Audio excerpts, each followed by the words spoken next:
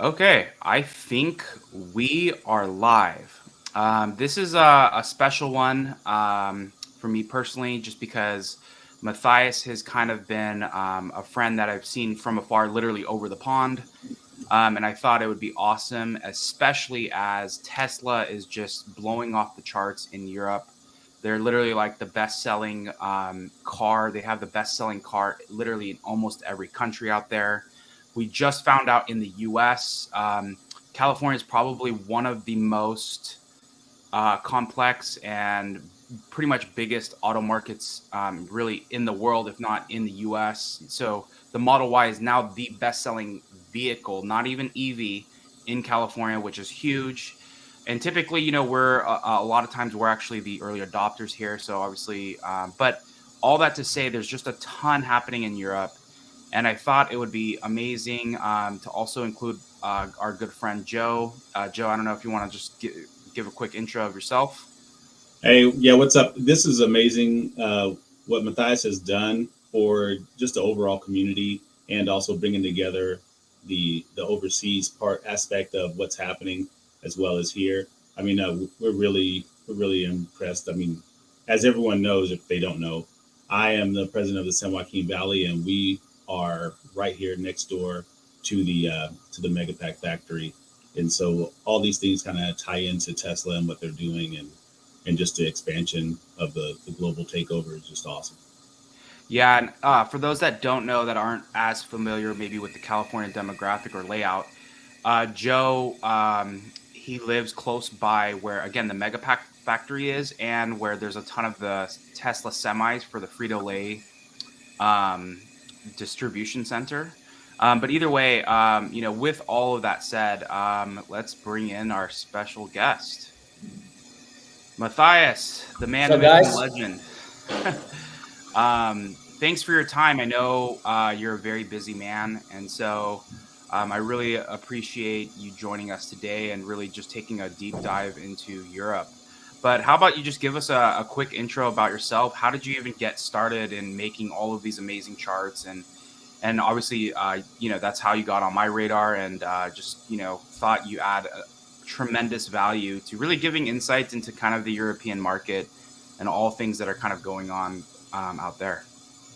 yeah, sure. So, I started investing in Tesla a bit over 2 years ago, and kind of addicted to research. So, I read a lot of SEC filings.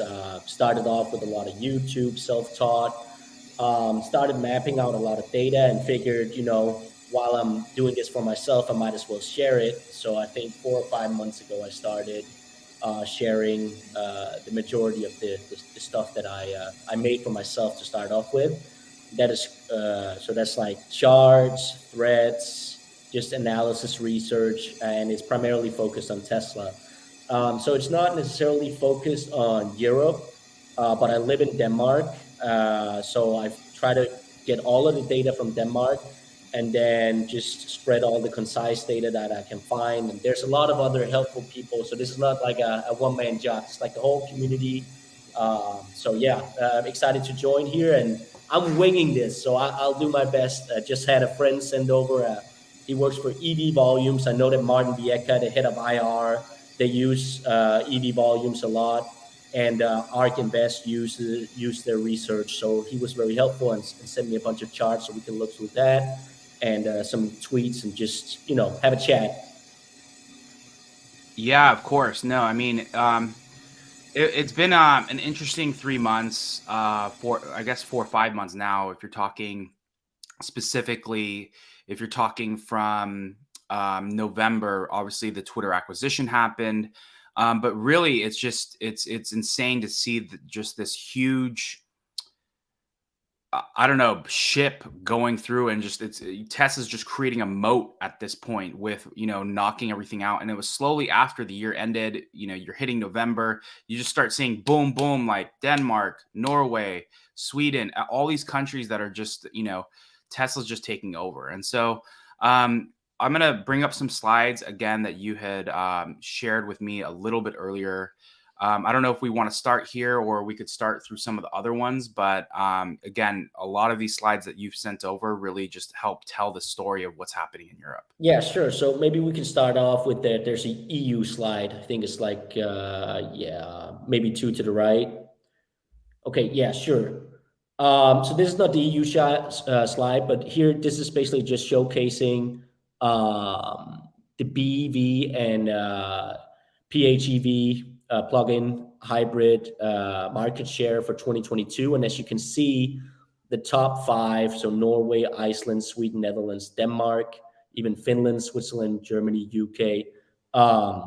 There's a lot of European countries here, and as you can see, there's a lot of like high market share as compared to just generally how it is so worldwide. So Norway's leading the race in Norway. Tesla beat I think it was a 55-year-old record or something like that for the most sold vehicle, which was the Volkswagen Beetle. Wow. With the Model Y last year, which was a huge milestone, especially considering the sticker price on the Model Y as opposed to a small Beetle car. Yeah, so just to stop you there, like, what does that mean? Like, what's going through people's minds as they're seeing, this random, like, I'm not gonna say random. I don't in Europe, I don't even know how exactly you guys see Teslas right now. Obviously, I've been to a couple of to hang out with some of the European clubs out there, but like, what does this mean for the market? What are people's view of Tesla? In the US, it's obviously the past 5 months, people have been like, oh, Elon's tweeting too much. He's getting too political in the US, things. But what are people saying in Europe about Tesla? And, what is this, even breaking this type of record? What does this mean? Yeah, so obviously there's a lot of like state funding. So there's also that in the US, but for Norway, there's a lot of great incentives, and I think that's why Norway has been leading the race with EV adoption actually throughout the entire world. So primarily, I'd say that the number one reason people are buying Teslas in Europe is probably because of the emission footprint, right? So it's electric vehicle, great for the environment. Safety is another huge factor, and it's just there's no other vehicles that are on par when it comes to range, safety, and the tech, at least compared to the price point that the Tesla Model Y and the 3 offers. So we're seeing a lot of EV adoption throughout Europe. Yeah. Okay, Well, just go real for quick. it. So I know this isn't your area of expertise, Mathias, but how do you see or what's your per like just a guess at the time range of when you think it's going to be like all EV and all PHEV? I know that I mean, even by that chart, it seems like PHEVs like have like a large segment too, not as much as the BEVs, but but it's still like a really huge part. When do you think it's going to be all EVs for Denmark or just that area over there? So this really depends because there's different legislations in countries where governments basically go out and say, at this point of time, we don't want to sell more ICE vehicles. So the important thing to note is that just like in general, the vehicle fleet will take around, I think it's 12 to 15 years to change. So just let's say there's a country that says in 2030, we don't want to sell ICE vehicles anymore. You're still going to see ICE vehicles on the road 2045. But let's just say from a production standpoint, I know that EV volumes are expecting, I think it's a 35% CAGR for the next 5 years with regards to EV volume. And ARK Invest in their model had, I think it's around a 50% CAGR for unit production for EV. So it's going to be basically it's an S curve, but with regards to no ICE vehicles on the roads, 2050 or something like that before we see them completely phased out. Yeah, I mean, even in California, I think it's like 2035 where they'll stop selling it, but there's going to always be a base of people that are obviously keeping classic cars or other things like that. It's just going to be hard, like kind of like how it is hard now to kind of go find some chargers. I mean, it's not as hard in California, but gas stations will transition into EV stations or charging stations most likely, and they'll probably just still exist and stuff. So, but yeah, no, it's I mean, it's pretty insane to see pretty much all of this happening like right before our eyes. And really, would you say, at least from a European perspective, how has Tesla accelerated the adoption or pushed it over? Is it just because they they made the best EV out there and people just want it? Because I think you listed a lot of things like safety, it's the best Mhm. one, range, all that stuff. But how has Tesla specifically disrupted the EV market and even potentially pushed it forward? Yeah, so Tesla has basically made it possible to buy a battery electric vehicle if you're commuting. A lot of the electric vehicles that are selling in Europe from a volume perspective, and also the EVs that actually got here before the Tesla Model S, obviously the Roadster, there was a few of those dating back 15 years or so. But those vehicles didn't have a lot of range, and the majority of the EVs that are sold now don't have the commuting range. So Tesla obviously helps with the fact that they have a longer range and the fact that you have a supercharging option. There's not a lot of great infrastructure, and I know that the US perspective is probably that you have a lot of different charging options, but there's also a lot of issues from what I can tell with Supercharge America. I don't know what it's called, but Electrify something like that. America. Electrify America. Yeah, I'm seeing a bunch of just stalls not working, and that's not an issue with the Tesla. You just plug in when you need to charge. You put it into your GPS, and you can see how many chargers are available. You can see your rate and all that. And that ease of use has really helped, because there's range anxiety is the number one reason why people are not willing to buy EVs, because we're at a point where price parity, at least in Denmark, is just phenomenal for an EV. Like, post price reduction, you can get a Tesla Model Y for a similar price as a Volkswagen. I think it's called the Golf, which is just like middle of the pack station wagon. And you can get a Model Y, which is like brilliant tech for the same price. And that's just because of economies of scale and how efficient Tesla is. Some help from the government as well, but yeah. Yeah, no, that makes sense. I mean, it's truly incredible to think, here again, this company, and how they approached everything. And I was actually talking to a Tesla employee the other day, and it was incredible just to see how they had this 15 to 20-year vision. Okay, we need to start with the Roadster. And then as we bring out the Model S, we need to bring out this charging network that is super easy. So let's make the safest and the best car literally on the road, remove a lot of the stereotypes that come with a Prius. And, let's make get rid of the range anxiety. And again, they were building and spending hundreds of millions, if not billions of dollars on building this network.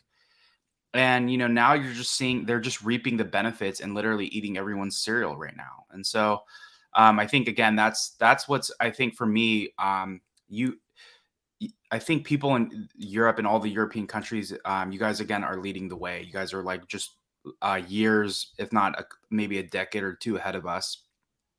Maybe despite California, but it's truly incredible to see. And again, just seeing how Tesla prepared themselves for that, and then obviously with Giga Berlin going up, and them slowly ramping that, adding some amazing colors out there. But yeah, let's hit some of these other charts. Yeah. So I think, And yeah, go ahead.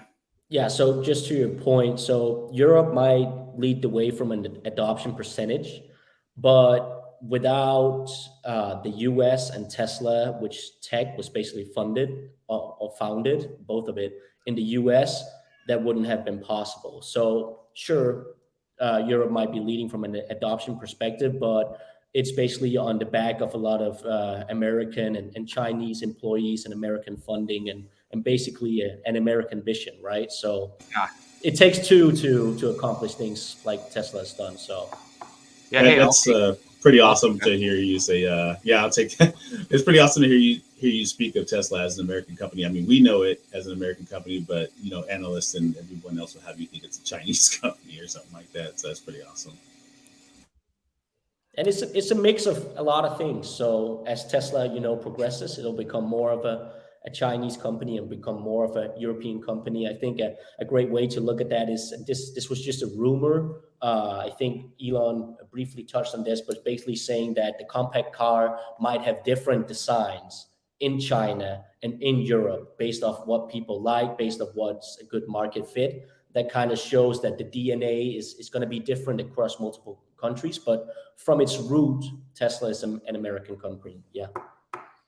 Yeah, exactly. I mean, for the longest time, really, you could talk almost a year and a half ago, Giga Berlin wasn't even pumping out any Model Ys, and they were still all being housed from Fremont and potentially maybe a little bit coming from Shanghai. But yeah, it's truly incredible, even here. And that's, I think, I don't want to go because it's not a deep dive on America, but how the government initially helped, and then there was some presidents that really helped really Tesla succeed as well. But then more importantly, like more recently, how that's kind of the narrative of that has kind of somewhat changed. Again, things are getting better. It sounds like Elon met with Biden's officials, and they're talking about how they can continue to accelerate. But in a lot of regards, it showed how political the climate was to pay essentially people back that helped you win a certain campaign. So at least that became very clear with this latest administration. There's a lot of stuff, obviously, on the back end that they did to help, but it's really interesting that here's the most American company, and yet the administration is kind of somewhat overlooking them. So, okay, so let's just jump into this one. Okay, so I think, did you want to take a look at this one next? Yeah, sure, we can do that. So basically, that just showcases how you can see that BEVs as a percent of like the entire fleet, how that's gone up from I think it's 2% in 2019 to 12.7% in 2022, and that's basically this the start of an S curve. So we'll see that graph move up to the right, and we'll see it's basically just a visual on the adoption rate with regards to passenger vehicles, the market share in Europe. Yeah, exactly. And then here, obviously, is the Tesla share of the global BEVs. Yeah, so this is something a lot of people I think are misinterpreting, and it's basically you would see it, you would look at this and you just see, okay, it's flat. But as the BEV market share grows, Tesla is not really expected to take more market share. And you also have to think of it as, one of the Wuling, I think it's called Wuling, which is like basically a General Motors vehicle that's sold in China for 10 grand or something like that. I consider it a death machine. Like it's not very safe. It's just a very tiny vehicle. That is the equivalent worth on a statistic like this as a Model Y, which cost 5x and is hundredfold more safe and just better in general, right? So I think they don't need to look at the overall global BEV market share for Tesla to kind of see their growth, because that's just a growing pie, and that'll expand into all vehicles. I don't personally believe that we're going to see hydrogen, and we'll see ICE vehicles phase out eventually. So something to consider. Yeah, no, that makes sense. Especially as like there's more volume. I do think even in the US, and Joe, you can chime in on this as well. Teslas they're affordable, they're getting there. But still, even after spending $44,000 on a Model 3, even after the tax credit, you get down to 36. It's still, again, it's still kind of expensive. So I do think that, if they come out with this next gen platform or a more compact, maybe the Model 2, whatever you want to call it, that could be a big difference maker. And ultimately, it's part of their mission. It's just a matter of, when does that become a priority, and at what scale? But given, obviously Elon tweeted this. He's already written the Master Plan 3. So I'm really excited about Investor Day to learn what that is. But, something that he had mentioned is that, Tesla's goal is to essentially scale more than any other company has ever scaled or ever seen before. So So we'll see. I think, and obviously that would mean that they need a compact car, right?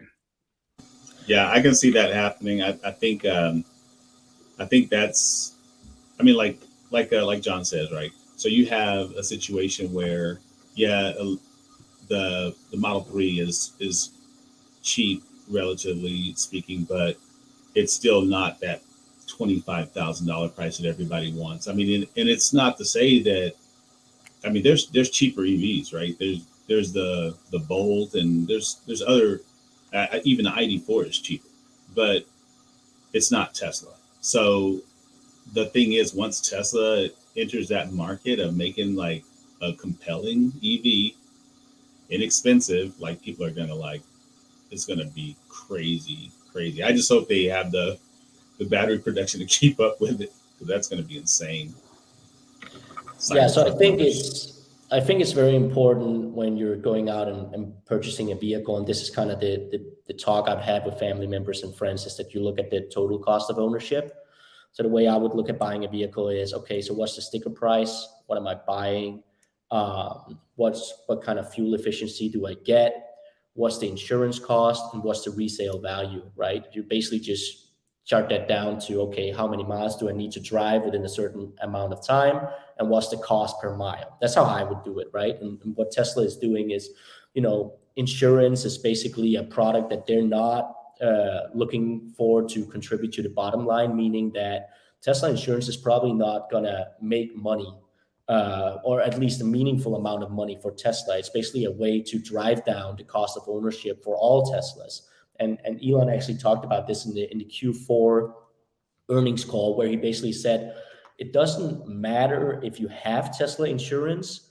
What we've seen is that when we come with a competitive price, the Geicos and all the other insurance companies, they actually have to bring down their cost with them, because now that Tesla is offering, let's say, a 40% discount, where usually Teslas would have an incredibly high premium, these competing insurance companies are having to actually take down their price. So, that's kind of the stuff that I would bring into the equation if I was a buyer. I understand that the sticker price is kind of the big thing to get through, but from a total cost of ownership, it doesn't get better than Tesla, at least from when you also add in the tech and the Yep. fun that you're getting, Yeah. safety as well. And so, One thing too that recently came out, Joe, I think you may have probably seen this. Maybe Matthias, you saw this. Is that at least in the U.S., the Model 3 leasing amount is $349 per month for like a 2-year lease or something like that, which Right. is the same amount as a Toyota Corolla, right? I don't think it was even Camry. And so for them to match that and to get to that, literally per month this is the time to buy the Model 3, in my opinion. This is the time. If you've been on the fence, I think the Model Y prices are probably going to go up again. I'm not I have no insights into what they may do, but that's how they are, right? They lowered it because of the all the tax incentives, and as demand goes up, they're naturally going to raise prices. And so but at this moment right now, the Model 3 is $349 a month, same price as a Toyota Corolla. And, that has been historically one of the best selling commuter cars, at least in the US. And so now is the time. But Joe, did you want to say something? Yeah, I was gonna just echo that, because like like what Matthias was saying, like people think in terms of price, but they need to really think in terms of like overall like expenditure of what you're getting for the price you're spending, right? But I mean, people don't think like that. They see the number, and they think of the number.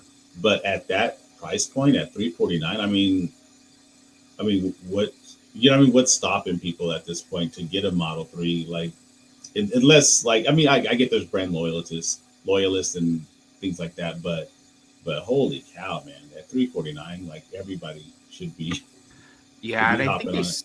someone, I could be wrong. There's been research been released about the actual, like how average monthly payments for car payments are at like all-time highs, and I think it's something like close to what, $1,000 a month. But yeah, it's just again, the cars are getting more affordable. That's the point, and we're seeing obviously this happen across the world. But yeah, so just jumping back into some of these things. So I think did we go through? I think we went through most of these, right? Mhm. Okay. Yeah, So so go back one. That's European. We can. Okay, yeah.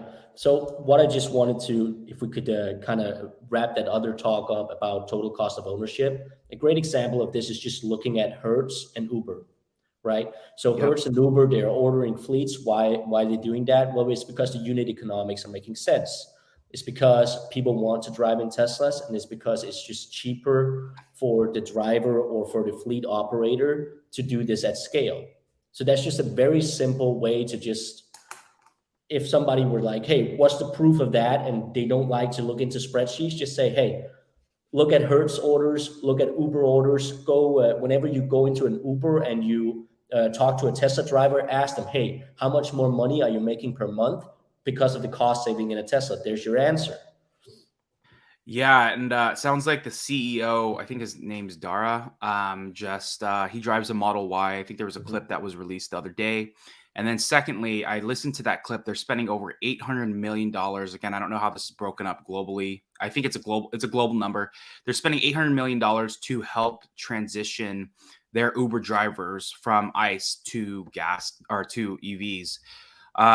But it's just it's pretty crazy because yeah, as you said, companies like Hertz, who literally, do rental cars, they're not going to be buying 100,000 cars from Tesla if the unit economics didn't make sense. And as you said, even you starting to see more police departments invest into EVs as well, because again, that total cost of ownership over the lifetime really saves the money. I think it was the Fremont Police. I don't know the numbers off the top of my head, but the Fremont Police Department, which is where the Fremont factory is, they are saving a ton of money monthly.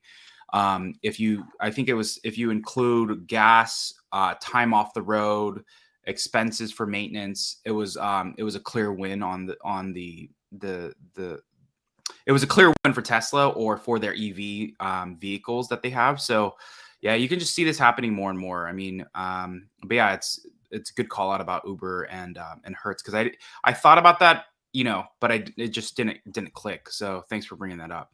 Mm-hmm. So did you want to look at this one? Yeah, sure. So this chart basically showcase who's the leader in Europe for sales. And once again, this is from EV volumes. And people are going to be maybe Tesla bulls are going to be surprised to see that it's actually Volkswagen and Stellantis that are the leaders. And the reason for that is once again that they're just selling tinier cars. And until Tesla gets a compact that it can do at high volume, that's likely going to continue. EV volumes, Victor told me that I think it was they don't expect Tesla to be the number one BEV manufacturer in Europe until 2027 because all of these other automakers are really focusing on the low cost, high volume, compact vehicle that the Europeans love. They're pushing that out.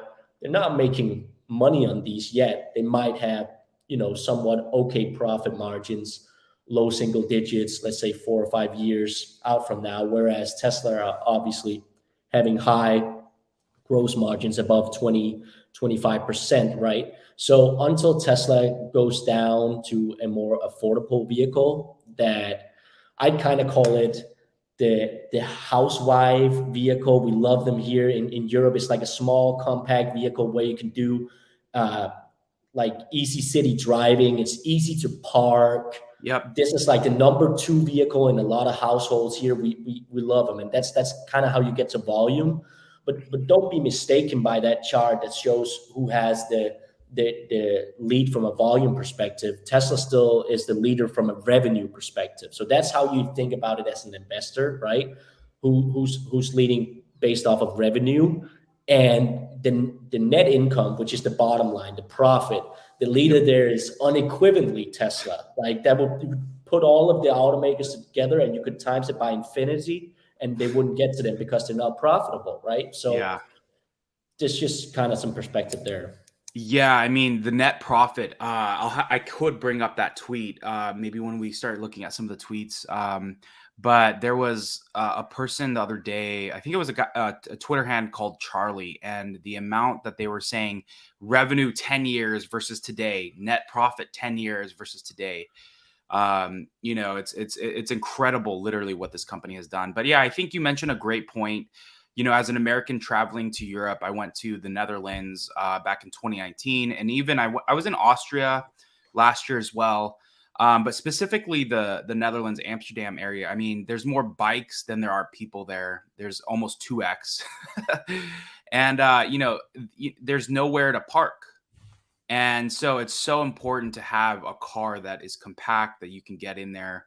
The Model 3 is headed in that right direction.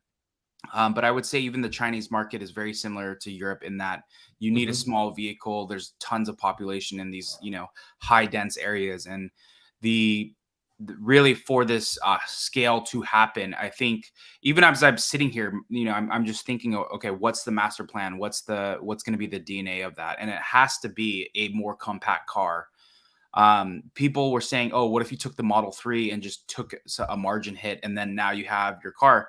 It's not going to fit use cases like you're mentioning in Europe or even China. So, but yeah, it's just really interesting. Yeah, so I was a foreign exchange student in Minnesota in 2012, 2013. And one of the big shocks for me was kind of like from my host family to my high school, it was like 5 miles. That doesn't sound like a lot to you, I'd assume, right? No. But for me, that was crazy because I was used to walking to school or biking to the city. And at worst case, I'd take a bus, right? So this is why Europeans, they love a small compact car because the the use cases for a car might be you got to shop or you got to take your kids to the swimming lessons or something like that. You're not buying a truck for that. You don't need necessarily a Model Y for that. You just want an efficient, safe vehicle. And that's where Toyota and Citroën and Peugeot, all of these European car makers, they love making those small compact vehicles, and Tesla needs to get into that market at some point if they want to be the unit leader. So Yeah, exactly. I mean, I would look at when I was in Amsterdam, I would look at, oh, it's really close. But then by the time you drive somewhere only half a mile away or, a couple of kilometers, just trying to find parking was what made it worse. And having a compact card is going to be the difference maker. Did we want to jump into some of these tweets? Or sure. okay, let me just remove this from the stream. And then let me see, stop. Okay, let me just jump in here. But yeah, no, I'm, personally, just really excited for, where we're headed. A question from the audience, I'll pass as I'm setting this up. A Mhm. question from the audience for you, Matthias, is I think Denmark is banning ICE vehicles. Here, let me just actually, I can show it. I think Denmark is banning ICE vehicles in 2030. What is Denmark doing to prepare? Yeah, so a lot of all of these vehicle manufacturers in Europe, they're focusing on the battery electric vehicles. I don't think Denmark, we don't have like any vehicle producers. That's like we're just north of Germany, so that's Germany with the big output. So there's not really a lot of preparation from a manufacturing perspective, but this is all from a legislation perspective, politicians. There's also talks about how do you do like carbon emissions and all of this like political talk. So I think that the majority of the vehicles that are going to be driving around Denmark 10 years from now will be made in Germany and likely Giga Berlin, hopefully. Yeah, exactly. Okay, so let's hit some of these. Let me just jump over here. I'm gonna bring this up, and let's just jump into it. Okay, so they put this stat out on January 10th. Tesla put out the stat. In 2022, the Model Y was the best-selling EV in Austria, Belgium, Switzerland, Germany, Norway, Portugal, Slovenia, and the UK. It was the best-selling car in Iceland and Norway. Yep. So like, were you already getting these type of implications, or was this a shock? Was there any countries that were a shock to you? Like, what did this, like, these stats mean to you? Was it just confirming what you already knew? You know, Yeah, it's basically confirming what I saw. I remember the first Model Y I saw, I was like, yes, that's epic. Um, Shipped from the US. And now 5 6 months later, they're everywhere. So Teslas are basically everywhere in Denmark. It was the second best selling vehicle in January. I think it was also the second best selling vehicle as altogether, ICE and everything, in December. And the leading vehicle is like half the price. It's like a very small, semi-compact vehicle. So that just kind of showcases, what people are willing to put up to get the Model Y, the kind of demand that there is. And this is, the cars that I'm seeing in Denmark is all prior to the price cuts, basically, right? So when I go out on the street, that's people that paid almost 30% more for a Model Y long range as opposed to the prices right now. So yeah. Yeah, I think that perspective is lost globally. The realization that no matter what the price of the Model Y seems to be, it seems to be outselling everywhere. Like, I mean, and that's just crazy to think about. I mean, yeah, we're talking about the lower vehicle to get more people in, but the Model Y is just a phenomenon, like insane. Yeah, and perhaps evidence of that. I sent you a tweet, John. It's the one with the CEO of the leasing company in Denmark. I think that's a pretty good, just kind of anecdotal indicator of kind of the demand that we saw in Denmark. Yeah, so basically, this says that the CEO of Denmark's largest leasing company, Nordania Leasing, told reporters that they had signed as many Tesla company vehicle deals in the last week as they did in all of 2022 as a result of insane. Tesla's recent price cuts, right? So that's Yeah, that. no, yeah, go ahead. Yeah, so that's completely nuts to see that kind of 365 days versus 7 days.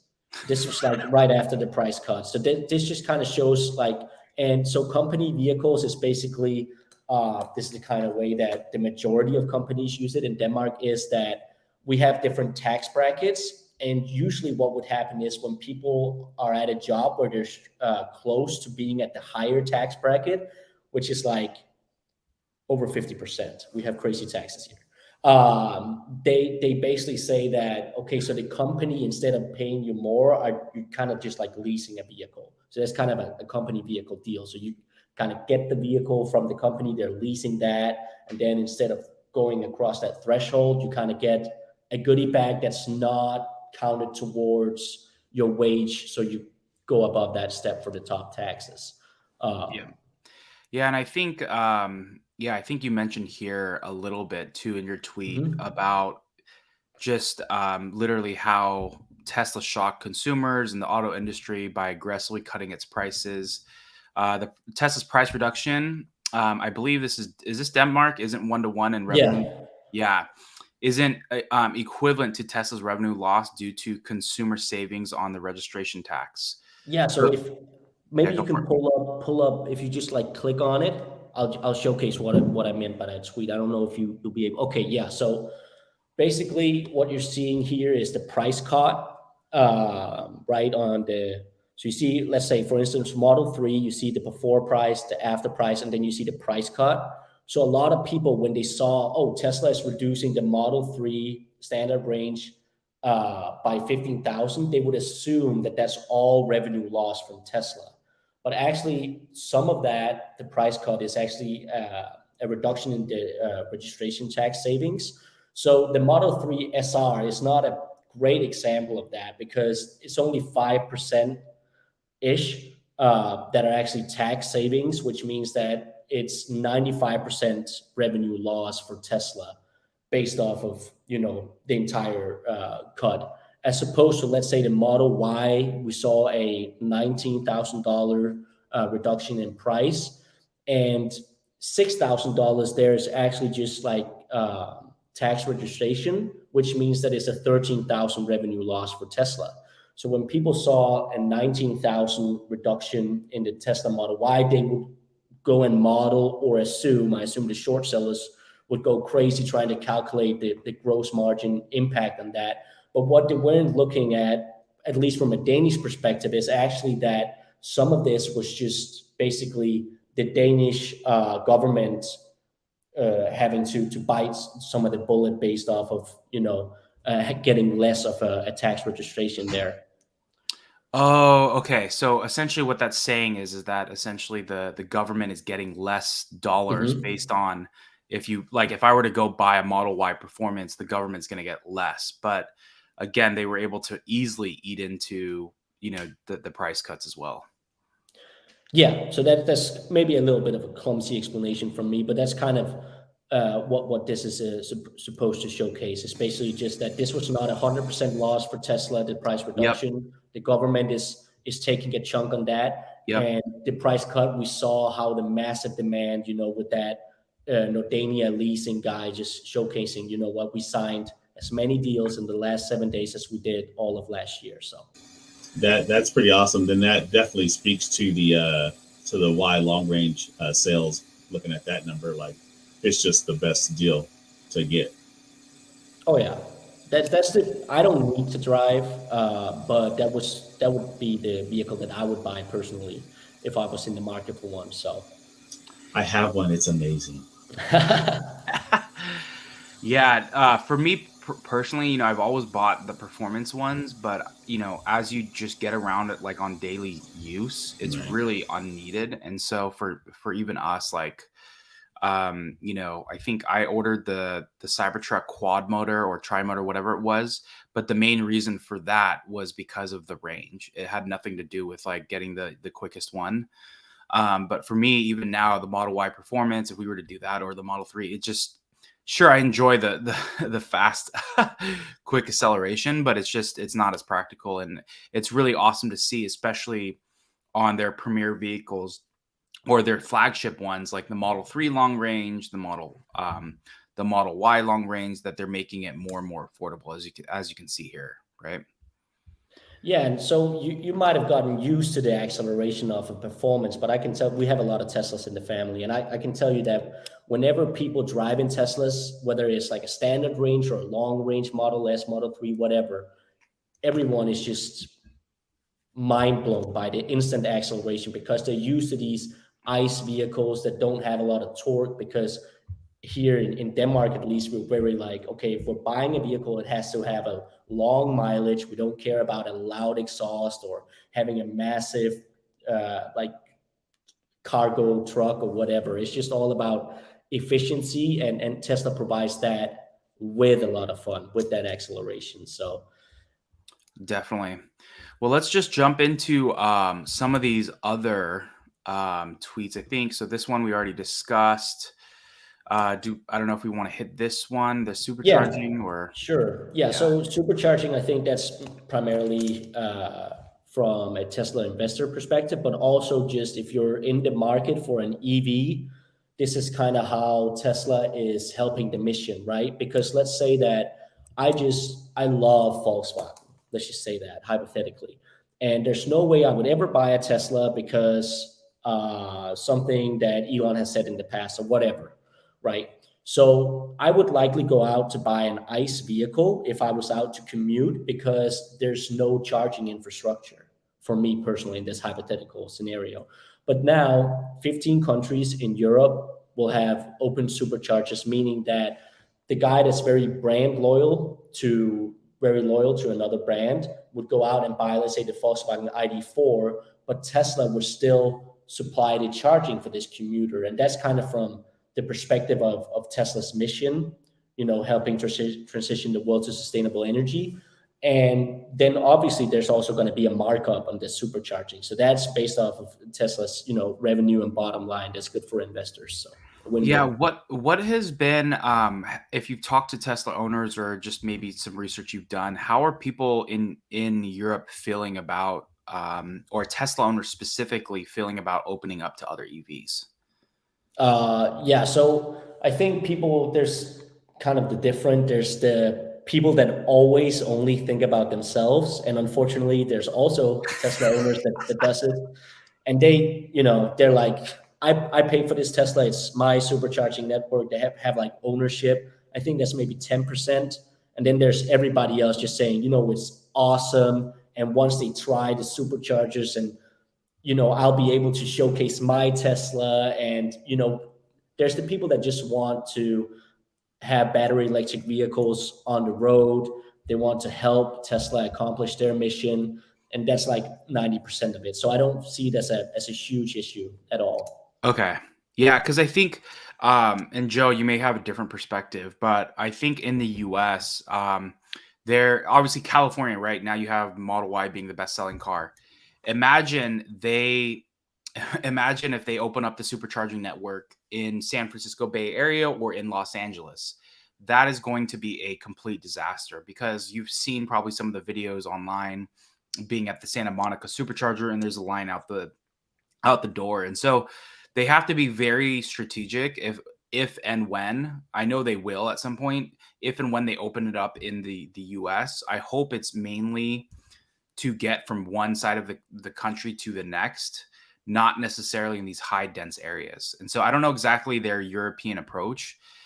So from a Tesla owner, like enthusiast, like I don't want my network to be opened up. I want to be selfish. I want to keep that. But when you think of the Tesla mission, you have to, at some point you have to, it's within the mission. It's within what they're trying to accomplish. And I think a lot of people, they just, as you said, they're selfish and they just want to hoard, the goodness to themselves when you need to realize their mission is to accelerate it. And I think Elon has told me during the interview and really in general, the good of Tesla is how fast they accelerated this transition to a sustainable future. That is the inherent good of Tesla, if you were to sum it up in anything. So, but yeah, I it'll be really, I mean, we're all kind of watching here in the US as you guys have obviously started doing it. But I'm definitely like, I hope they're really smart about that. And I know they will. It's just more of like, if they open it up in LA, I'm just going to be like, I'm just going to like probably lose it. So just because, you're going to have all of these cars just coming on board. Yeah, I think that is a good fear, but like you say, it also is like unrealistic to think that the network's only going to be available for Teslas when their reach is to expand. So I see that like in our event coming up, like the like a Harris Ranch, right? I think this is what Tesla's plan is, to just expand, just add more superchargers. Like we have an event coming up, Mathias, and it's like there's like 90 superchargers at this location when there used to only be like 30. You know what I mean? And 18 then or something, yeah. Yeah. And so like 18, and then they added like 60 or something like that. Yeah. But like now I think that's Tesla's plan, because even there's a site in Sacramento, like headed towards Reno, that's gonna have like 110 superchargers. It's on the map. It hasn't. The Marco MP had released this information like last year, and it was like, I think it kind of slipped by the radar on everybody, but it's like going to be like this huge place. It's like, it's insane to think that that's going to happen. But I think that's the plan, right? Like, yeah, you got to open it up. We might not like it, but the reality is the reality, and it's got to expand. I mean, it's going to be better for a person to realize that they have more places to charge. I think what's happening with Electrify America is doing a lot of damage to EV adoption, more so than it is helping. You know what I mean? And every time I see somebody complain about it, I'm just like, oh man, I mean, because I got friends that they see me talk about Tesla all the time. They don't care. You know what I mean? Like they're just like, I don't want a Tesla. I want, I mean, we're in California, so I mean, of course they're like, I don't want a Tesla. I don't want what everyone else has. Yeah. But I mean, nobody thinks that way about Hondas, right? There's a Honda Civic on every corner, but nobody says, "Oh, I don't want a Honda." But Tesla just has that stigma attached to it. So I think it's going to be great for people not to have to worry about their travel. You know what I mean? Because I think like you're going to charge at home most of the time, but when you're on a travel, like you really need that security of knowing that you're gonna be able to charge without a problem. Right. And the product, like superchargers in itself, so they're just too good not to share, right? So you're going to have people that are used to electrify America. If they get this chance to do a Tesla supercharger, they instantaneously, no matter how they think about Tesla prior to this, that's going to be a positive experience. And I can tell from, so Denmark might have a different situation with regards to superchargers, because I've never, ever been in a situation where I've had to wait for supercharging. There's usually a lot of stalls. We're very good with home charging here in Denmark also, because we Yep. have like fluctuating energy prices. So if you're smart about it, you can basically charge up for next to like zero. Um, and what I'm seeing in like different Facebook groups and whatnot, and for like Danish Tesla owners, is, there's just a lot of positivity when they see a Porsche Taycan or whatever charge at a supercharger, and they say it's just a good experience, like it's a win-win. And I think that you can't underestimate that kind of impact. And from an investor perspective, that's really good. On the bottom line, it's really good on the brand. And from a mission perspective, that's just like vital to secure Yeah. that there's no range anxiety. So I think it's a win-win.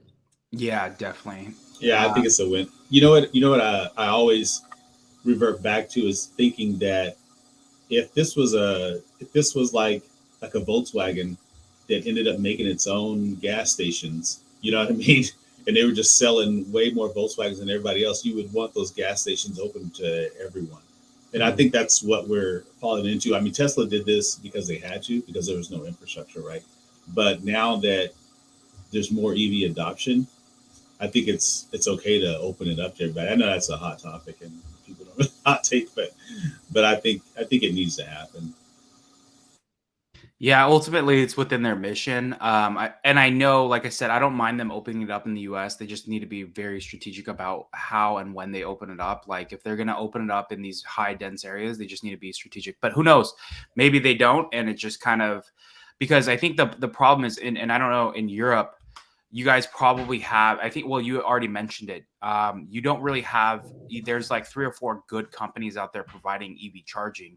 We literally probably have like maybe like 3. I think it's like obviously the Tesla Supercharging Network, Electrify America, and then EV Go. There's ChargePoint, Blink Charging, but they're not set up in the same type of volume and across America like some of these other ones. So unfortunately, outside of the Tesla network, there's no one else to really lean on. And so it's the good and the bad of that, right?